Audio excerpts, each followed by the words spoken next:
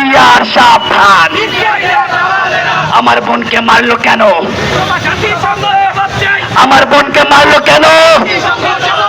জাতিসংঘ জবাব চায়, বিশ্ববাসী জবাব চায়।